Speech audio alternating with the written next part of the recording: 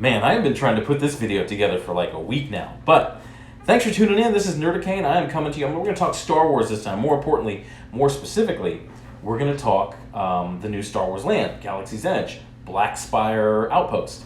Now, this probably won't do very well because my Disney stuff does not do very well, but it is something that I love. Star Wars is something that I love, although I've said it before and I've said it in other videos that this is the lowest amount of enthusiasm that I have ever had for the Star Wars series right now.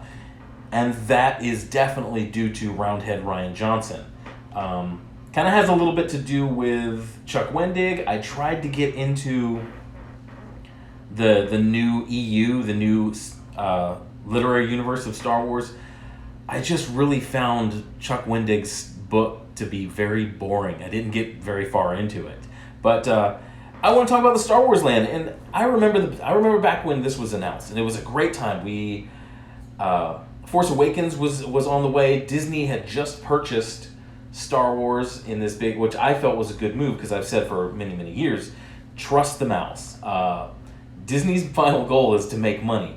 They understand that to make money, you should have a superior product. Now, they've kind of lost their way with Marvel, and I feel that they've kind of lost their way with Star Wars right now because they've managed to put ideologues, people who wanted to push a certain type of politic. So they were aiming to get, actually in both cases, they're aiming to artificially get more women into it by putting more women characters into it, but they're forgetting that women, and it's almost insulting to female fans, that just because the character's a woman and there's nothing interesting to her, there's no depth, there's no struggle, there's no overcoming, much like Spider-Man, much like a lot of other Marvel characters, there's nothing to them. And that women are just supposed to come to Marvel, come to Star Wars because of these things. Case in point, Captain Marvel, Miss Marvel, all the things they've done. Rey is, I hate to say it, and I hesitate to say it because so many other people have said it, Rey's a Mary Sue, and this is the dark times of Star Wars fandom. But I remember the announcement. The announcement was a lot of fun. We were like, minds blown. It's like, there's already a Star Wars land, and they're going to make it even bigger, and it's like... So at that time, we were all very excited. J.J. Abrams was working on the first of the new trilogy, and the new trilogy was cool, and I liked the movie, but the walls went up. The construction started at both parks. Unfortunately, I didn't take a trip to Disney World, so I never really got to see the construction at Disney World, at Magic, or at Hollywood Studios, or whatever they're calling it nowadays. That park has had a lot of different names. But I did see the construction at Disneyland. I went twice while they were building it, and from the top of Big Thunder Mountain, you could see the beginning of Black Spire, of the Black Spire Outpost. If you go find my video, part 1 of my Disneyland video, it actually, from the top of Big Thunder Mountain, I got a little footage of Black Spire. But it went up, and it was kind of cool, but it's a little more cramped at Disneyland. Now, I want to get into the opening, and the opening was, unfortunately, and I really hate to say it, was kind of a resounding thud. Yes, it looked beautiful. It was a really immersive. It's the most immersive. I gotta give it this. It's the most immersive land that Disney has ever done. The cast members there, they have certain things that they say. If you say to them, they say back to you. There's certain things that they talk about, and whether you're in the Resistance or you're in the First Order side, they will say different things and they will react different ways. Even the little droids that you can purchase from the droid shop and build yourself, they will act differently based on their alignment, and it's very immersive and it's amazing. But I think coming off of their Avatar Land release, I think they were a little gun shy, and they had these loading parties, these boarding parties. They were limiting the number of people getting into the area.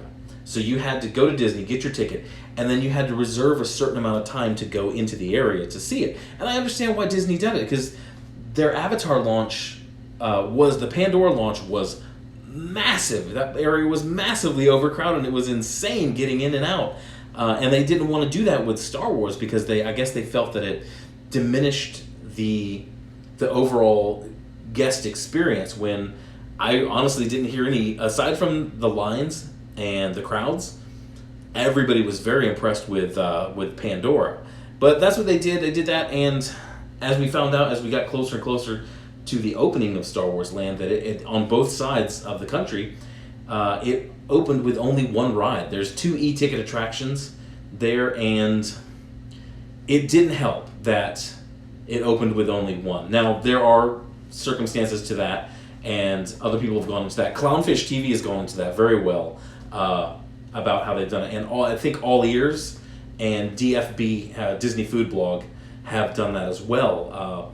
A couple of them have actually been in the ride as a preview for social media influencers. And one of them, the lady said, it's so ambitious and it's so massive that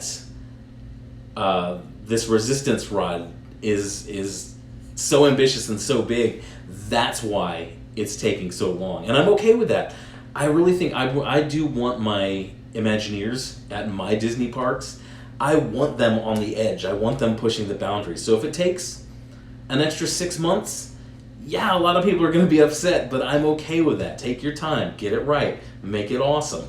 But yeah, that was a big drawback, and I always found it weird that they opened the park at 2 different locations at 2 different times. Disneyland opened at the beginning of summer in California. Well, wow, that's awesome. That's awesome. Oh, let me do a play-by-play. A big hawk just swooped down past my window and nailed a chipmunk. That was awesome. Okay, anyway, I digress. Hawk feedings and all. That was cool.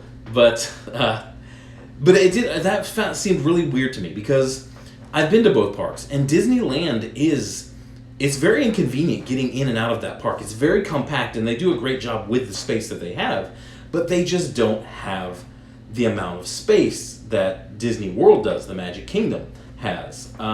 So I found it kind of baffling that they would open, and then at the end of summer, when kids are back in school, when people aren't taking vacations, the bigger, the more robust park gets their Star Wars Land open. But, if you ask Disney, they say it was a massive success. But if you go look around at the vloggers on YouTube, which I follow many of them, crowds were very slim because people were just put off by a lot of the things. And I do think a part of that has to do with a general lack of enthusiasm for Star Wars right now. We've just come off of Solo, and Solo wasn't very good. I was at some point I was hoping to see Han Solo, but the guy who they got to play Han Solo did not look like Han Solo. You can tell that there was a lot of reshoots in that movie as well. And then we're coming off of Roundhead Ryan Johnson's Last Jedi, which is the worst Star Wars story in the series. It did not feel like a Star Wars movie, and every time I've only watched it 3 times because every time I watch it, I come away with less enthusiasm for the Star Wars series. It's this black hole of enthusiasm in the Star Wars series for me and for a lot of the fans. So like I said, we are really on a low point in Star Wars fandom. Probably lower than it was in the late 80s, early 90s when there was nothing going on, when there was no resurgence of Star Wars. This was after Jedi had finished and everybody thought Star Wars was over, and then the EU started in that period. The EU was great. The extended universe was great, and it showed that fans were hungry for more Star Wars, and then George gave us the prequels. And I will say, the prequels are better than this new series going on. But I don't think it's a failure completely. Because when you build a land, like with Disney World, when you build a land, you build it for the long term. Eventually, Rise of the Resistance is going to open. Eventually, they're going to get it right. Next year, they're going to have an entire vacation season, where they've figured out the traffic flows of people. They've figured out how to get that ride to look right. It's going to be open. It's all going to be working. And it's going to be gorgeous. I think it is a success. It will be a success over the long term. yes, there's a lot of fans don't like that they've gone with the new trilogy characters in that park, but that's not to say that you're never going to see original trilogy characters take over that area, because Disney's always going with what makes them more money. And I would take Chewbacca over Kylo Ren any day of the week. But I think it's going to be fun. I'm going to go. I do have my next trip planned in December for Nerdicane Jr.'s 4th birthday party. It's going to be a very sentimental trip. It's going to be a great trip because it will be hopefully the first time since I was about 7 or 8 that my entire family has gotten together and gone to Disney World. So I am looking forward to that. I think it's going to be long term. A year from now, we're going to look at it, and it's going to be a rousing success. I think we're going to be very excited with what the Imagineers have done with this. And yes, I do feel that the opening fell on its face, and as I pointed out a lot of factors to that as well. But for immersion, I think it's outstanding, and I think it's going to be a land you're going to want to see for a long time. And you're going to want to take your kids to when you have kids someday. But one other thing I want to touch on is the lightsaber experience. You can build a lightsaber, which I find very cool. But now that I'm seeing people doing videos of it and reports from it, it's $200 to do it, but the lightsaber is very cheap. It's not like a saber forge. It's not like an ultra saber. It's more of it's a higher quality plastic than a toy, but it's not.